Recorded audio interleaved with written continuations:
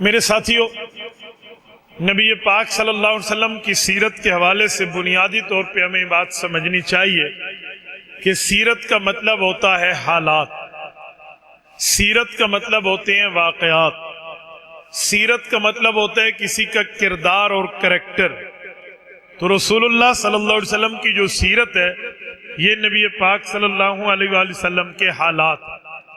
تو اب یہ بات دنیا میں طے ہے کہ جب بندہ دنیا میں آئے تو اس کے حالات شروع ہوتے ہیں، اگر بندہ دنیا میں آیا نہ ہو تو کبھی بھی اس کے حالات شروع نہیں ہوتے۔ حالات کے لیے لازم ہے کہ پہلے آمد ہو پھر اس کے حالات ہو۔ میں مثال دے رہا ہوں، ابھی میرا بیٹا پیدا ہی نہیں ہوا تو اس کے حالات کیسے شروع ہوں گے، ان کے واقعات کیسے شروع ہوں گے؟ جب میری اولاد پیدا ہوگی پھر جا کے پتہ چلے گا کہ حالات یہ ہیں اور واقعات یہ ہیں۔ تو جب تک بندہ دنیا میں نہیں ہے، نہ لوگ اسے جانتے ہیں نہ لوگ انہیں پہچانتے ہیں، تو کیسے ان کے حالات ہوں گے؟ ہمارے پاک نبی کا معاملہ ایسے نہیں ہے۔ یہ دنیا میں عام بندوں کے لیے قانون ہے کہ جو آئے گا تو جانا جائے گا، آئے گا تو پہچانا جائے گا۔ ہمارے پاک پیغمبر وہ نہیں ہے، بلکہ ہمارے پاک پیغمبر وہ ہیں جو بھی آئے نہیں تھے، آنے سے پہلے پہچانے بھی گئے، دنیا میں جانے بھی گئے۔ اور صرف دنیا والوں نے نہیں جانا بلکہ رسالت مآب کو دنیا والے بھی جانتے تھے، آسمان والے بھی جانتے تھے۔ رسالت مآب علیہ السلام کی یہ سیرت طیبہ ہے کہ حضور اقدس صلی اللہ علیہ وآلہ وسلم کو سب جانتے ہیں، زمین والے بھی آسمان والے بھی۔ میں ان کی 3 مثالیں آپ کی خدمت میں رکھتا ہوں، آپ توجہ میری طرف رکھنا۔ اس دھرتی پہ سب سے پہلے جو فرد آئے ہیں وہ حضرت آدم علیہ السلام ہے۔ اس دھرتی کی دوسری بڑی انسان حضرت اماں حوا علیہ السلام ہے۔ ان دونوں نے اللہ کے تعارف کے بعد محمد الرسول اللہ کا تعارف حاصل کیا ہے۔ آپ کہیں گے کیسے؟ میں مثال پیش کرنے لگا ہوں۔ اللہ جل شانہ نے جب فرشتوں سے بات فرمائی کہ انی جاعل فی الارض خلیفہ، میں نے زمین میں اپنا نائب، اپنا خلیفہ، زمین کا سلطان اور حکمران پیدا کرنا ہے، اور اس کے بعد حضرت آدم علیہ السلام کو پیدا کیا اور ان کے جسم کا ایک حصہ حضرت اماں حوا کو بنا کر پیدا کیا۔ اماں حوا اولاد آدم نہیں ہے، انسان ہے پر اولاد آدم نہیں ہے، وہ حضرت آدم کی ذات کا ایک ٹکڑا اور ایک حصہ ہے، کیونکہ اولاد کے لیے شرط ہے کہ بندے کی اولاد اس کی بیوی سے پیدا ہو، تو پھر یہ اولاد نہیں ہے، یہ ان کا حصہ ہے۔ حضرت اماں حوا اور حضرت آدم کا رب نے نکاح کیا، نکاح کر کے انہیں جنت میں بھیجا اور فرمایا تمہارے اوپر کوئی روک ٹوک نہیں ہے، کسی قسم کی کوئی بین نہیں ہے، بس تم جنت میں جاؤ، وَكُلَا مِنْهَا رَغَدًا حَيْثُ شِئْتُمَا، جو مرضی آئے آپ اپنی لائف کو چل کریں، آپ اپنی زندگی کو گزاریں، لیکن وَلَا تَقْرَبَا هَذِهِ الشَّجَرَةَ، آپ دونوں نے ایک درخت کے قریب نہیں جانا۔ اب یہ وعدہ ہو گیا، اس وعدے کا انجام کیا ہوا؟ معاملہ معاہدے میں پہنچا، اینڈ کیا ہوا؟ تو قرآن کریم کہتا ہے وَلَقَدْ أَهِدْنَا إِلَىٰ آدَمَ مِنْ قَبْلُ فَنَسِيَ، حضرت آدم بھول گئے۔ بھولنا حضرت آدم کا جان بوجھ پہ نہیں تھا، کیوں؟ وَلَمْ نَجِدْ لَهُ عَزْمًا، ارادہ ان کا نہیں تھا۔ حضرت آدم علیہ السلام بھولے، اس درخت کا پھل کھا لیا، رب نے زمین پہ بھیجا۔ اسرائیلی روایات میں ہے کہ 300 سال تک حضرت آدم نے اللہ جل شانہ کے سامنے سر جھکا کر دعا کی، کبھی سر اٹھا کے آسمان کی طرف نہ دیکھا، بلکہ اللہ سے دعائیں مانگی۔ اب بہت سی دعائیں ہیں، کچھ دعاؤں کا ذکر اللہ کے قرآن میں ہے، کچھ دعاؤں کا ذکر حضور کے فرمان میں ہے۔ رب کے قرآن میں ربنا ظلمنا انفسنا وَإِن لَّمْ تَغْفِرْ لَنَا وَتَرْحَمْنَا لَنَكُونَنَّ مِنَ الْخَاسِرِينَ، اللہ تو ہی ہماری بھول کو معاف کر دے، آپ نے ہماری بھول کو معاف نہ کیا تو ہم نقصان اٹھانے والوں میں سے ہو جائیں گے۔ اور ایک دعا وہ ہے جس کا ذکر حضور کے فرمان میں ہے۔ ہم اہل سنت والجماعت قرآن بھی مانتے ہیں، ہم اہل سنت والجماعت حضور کا فرمان بھی مانتے ہیں۔ مستدرک حاکم میں حدیث ہے، حضرت عمر فرماتے ہیں رضی اللہ عنہ، ہمیں ہمارے نبی پاک علیہ السلام نے بات بتائی کہ ایک دن حضرت آدم نے دعا مانگتے ہوئے دعا کے الفاظ تبدیل کر دیے، دعا کے الفاظ بدلے، نئے الفاظ سے دعا کی، وہ لفظ دعا میں استعمال نہیں فرمائے جو پہلے استعمال کر رہے تھے۔ صحابہ کرام نے سوالیہ نظروں سے اللہ کے رسول کے چہرہ انور کے شربت دیدار کو پیتے ہوئے آنکھوں سے سوال کیے، ہمیں وہ لفظ پتہ چل سکتے ہیں؟ وہ کون سے الفاظ ہیں جس سے حضرت آدم نے دعا کے الفاظ بدل کے رب سے اپنی معافی منوا لی؟ حضور نے فرمایا جی ہاں، حضرت آدم نے یوں مانگا، اللہم انی اسألک بحق محمد ان تغفر لی۔ کیا مطلب؟ اللہ محمد کریم صلی اللہ علیہ وسلم کے وسیلے سے مجھے معافی دے دے۔ جو میں نے بات کی تھی وہ اس کی دلیل یہاں سے نکلی کہ حضرت آدم حضور پاک کا وسیلہ دے رہے ہیں، تو میں نے کہا بندہ دنیا میں آئے تو پہچانا جائے، بندہ دنیا میں پہنچے تو اس کا تعارف اور اس کے حالات شروع ہوں۔ میرے پاک نبی وہ نہیں ہیں جو آئیں اور پہچانے جائیں، بلکہ حضور وہ ہیں آئے نہیں ہیں، آنے سے پہلے پہچانے گئے۔ حضور پاک نے فرمایا جب حضرت آدم علیہ السلام نے یوں دعا مانگی نا تو رب نے ابھی تک جواب نہیں دیا تھا، کسی دعا کا جواب نہیں دیا، اب فوراً پوچھا یا آدم کیف عرفت محمدم ولم اخلقہ، اے آدم حضور پاک کو کیسے جانتے ہو؟ ہم نے انہیں پیدا کر کے ابھی دنیا میں نہیں بھیجا۔ حضرت آدم عرض کرنے لگے لما خلقتنی بیدک، مولا جب آپ نے مجھے پیدا فرمایا تھا، ونفخت فی من روحی، روح میرے اندر داخل فرمائی تھی، فرفعت راسی، میں نے سر اٹھایا، فرأیت علی قوائم العرش مکتوبہ، میں نے آپ کے عرش پہ لکھا ہوا پڑھ لیا لا الہ الا اللہ محمد الرسول اللہ، فظننت انہ احب الخلق الیک، اللہ میں اس بات میں درجہ یقین پہ پہنچ گیا کہ جس کا نام آپ کے نام کے ساتھ ہے یہ آپ کی محبوب مخلوق ہے۔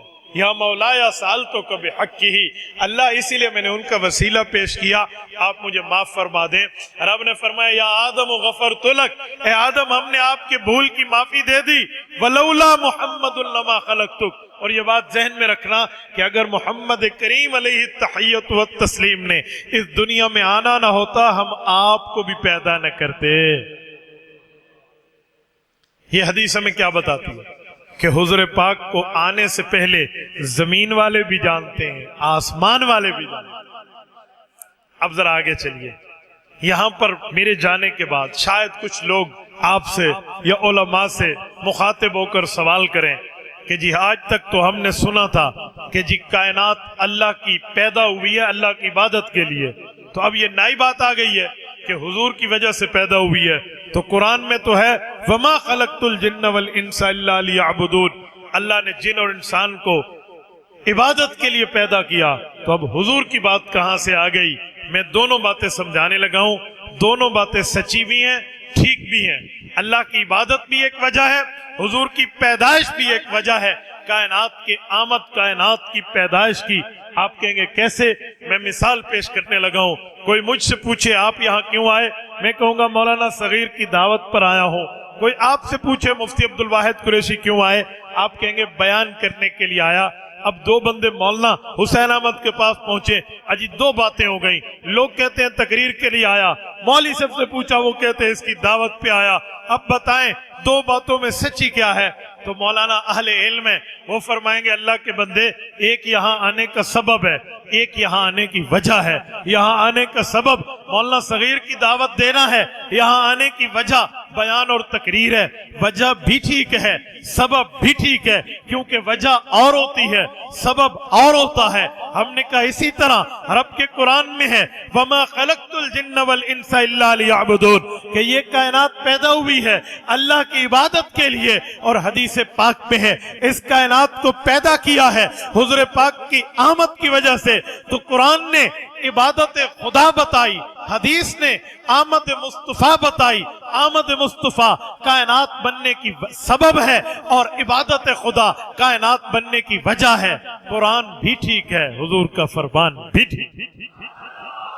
یہ میں نے صرف اسی لیے درمیان میں آپ کو سمجھایا کہ کچھ لوگوں کو اعتراض کرنے کا شوق ہوتا ہے، اشکال کا شوق ہوتا ہے، وہ خواہ مخواہ سے سوالات کرنے کے عادی ہیں۔ पुराने जमाने में लोग उलमा के पास आते दीनी मसला पूछने के लिए, आजकल लोग मौलवियों के पास आते हैं दीनी मसला बताने के लिए।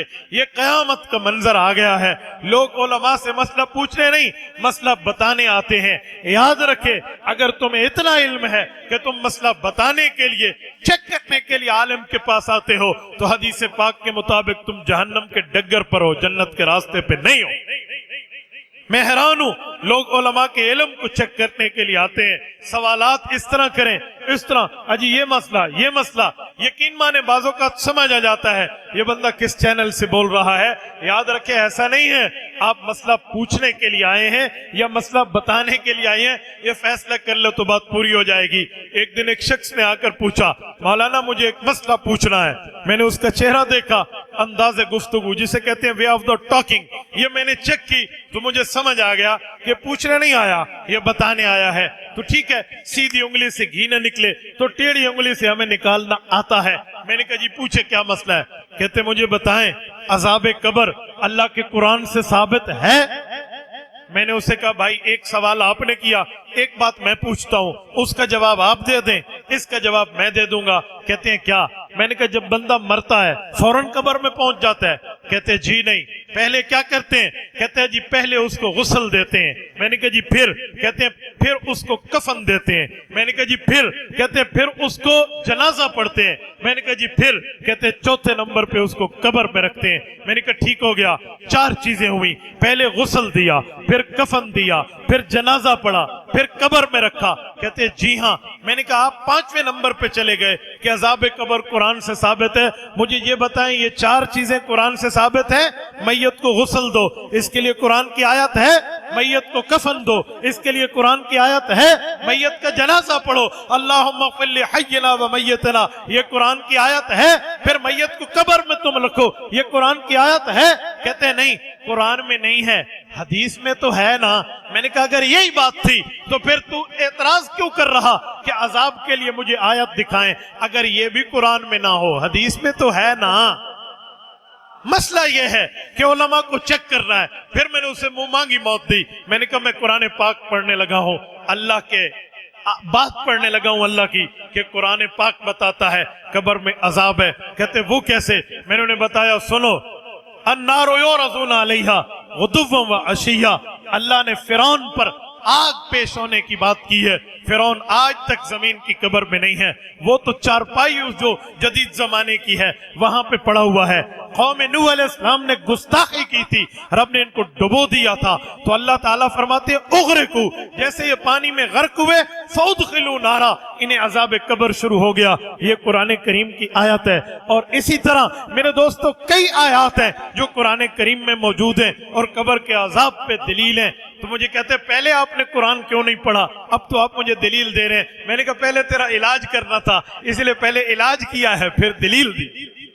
तो यहां भी ऐसे लोग सवाल करेंगे, अजी आज तक तो सुना था कि ये इबादत के लिए कायनात पैदा हुई, आज मौलवी बता रहे हैं हुजूर की वजह से पैदा हुई। हमने कहा अहले देवबंद, अहले सुन्नत वल जमात, ये अहले इल्म भी हैं, अहले नजर भी हैं। इनके पास पढ़ाने के लिए खानकाह है, समझाने के लिए पढ़ाने के लिए दर्सगाह है, समझाने के लिए खानकाह है। दर्सगाह में पढ़ाया जाता है, खानकाह में समझाया जाता है। तौहीद की मैं के लिए कहते नहीं है, अफलाक से खींची जाती है, सीनों में उतारी जाती है। तौहीद की मैं सागर से नहीं, नजरों से पिलाई जाती। मैंने पहली दलील दी कि मेरा पाक नबी वो है, आने से पहले अपना तारुफ रखता है। मैंने हजरत आदम अलैहिस्सलाम को कोट किया। आओ, मैंने कहा मैं 3 दलीलें दूंगा। मैं दूसरी दलील पेश करने लगा हूं। इस धरती पर दूसरा तारुफ हजरत अम्मा हव्वा को हुजूर पाक का हुआ है। कहाँ हुआ है? जब अम्मा हव्वा का निकाह हुआ, निकाह के वक्त हक के महर की जरूरत है। सूरत नंबर 33 सूरत आज़ाब पारा नंबर 22 में अल्लाह ने हक के महर को जिक्र किया है। कद अलिमना मा फरदना अलैहिम फी अज़वाजिहिम, रब ने हक महर देने की बात की है। हक महर देना वाजिब है। किसी ने हक महर बीवी को न दिया और वो मर गया تو اللہ کا قرآن کہتا ہے من بعد وصیت یوصی بہا او دین، پہلے حق مہر نکال کے بیوی کو دیں گے، پھر وراثت کی تقسیم ہوگی۔ حق مہر بڑی ضروری چیز ہے میرے دوستو۔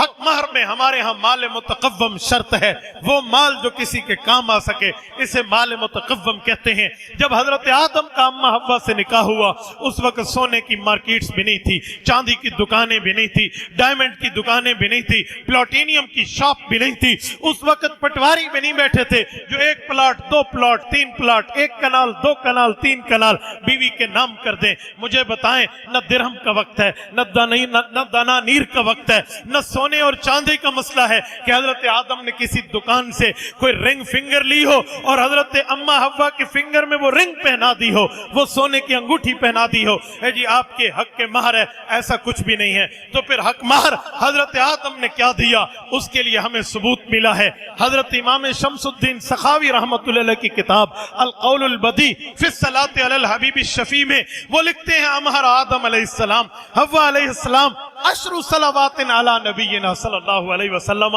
کہ جب حق کے مہر کی باری آئی رب نے فرمایا اے آدم آپ اور آپ کی بیوی 10 مرتبہ محمد الرسول اللہ پہ آنے والے آخری نبی پر درود تم پڑھ لو، حق کے مہر ادا ہو جائے۔ جوہرآباد کے غیوروں، اس دھرتی پہ دوسرا انسان حضرت اماں حوا ہے، انہیں بھی اللہ کے بعد تعارف ہوا ہے تو رسول اللہ کا ہوا ہے، محمد الرسول اللہ کا ہوا ہے۔ تبھی میں نے کہا میرا نبی وہ ہے جو آنے سے پہلے پہچان بھی رکھتا ہے، تعارف بھی۔ اور تیسری دلیل پیش کرنے لگا ہو، قرآن کریم کھولیے، سورت نمبر 2 سورت البقرہ کھولیے، پہلا پارہ کھولیے، رکوع نمبر 10 کھولیے۔ رب کریم فرماتے ہیں وَكَانُوا مِن قَبْلُ يَسْتَفْتِحُونَ عَلَى الَّذِينَ كَفَرُوا۔ حضور پاک سے پہلے تورات اتری حضرت موسیٰ پہ، موسیٰ علیہ السلام کی قوم اپنے دشمن سے جہاد کے لیے جا رہی، لڑائی کے لیے جا رہی، جنگ کے لیے سفر کر رہی تو دعائیں مانگی، اللہ ہمیں فتح دے دے، اللہ کامیابی دے دے، اے اللہ کامرانی ہمارا مقدر کر دے، فوز و فلاح عطا فرما۔ کہتے ہیں جہاں یہ دعا مانگی یستفتحون علی الذین کفروا، وہاں دعا مانگی اللہ فتح دے دے۔ آخری نبی محمد الرسول اللہ کی وجہ سے، آخر الزمان محمد الرسول اللہ کی وجہ سے تو پتہ چلا حضور پاک سے آمد سے 3500 سال پہلے جب تورات اتری اور تورات کے ماننے والوں کو حضور کا تعارف کرایا گیا تو وہ حضور کا واسطہ دیتے، اللہ فتح دیتا، حضور کا وسیلہ دیتے، اللہ انہیں کامیابی دیتا۔ تو میرا نبی وہ ہے جو آنے سے پہلے اپنی تعارف بھی رکھتا ہے، اپنا پہچان بھی۔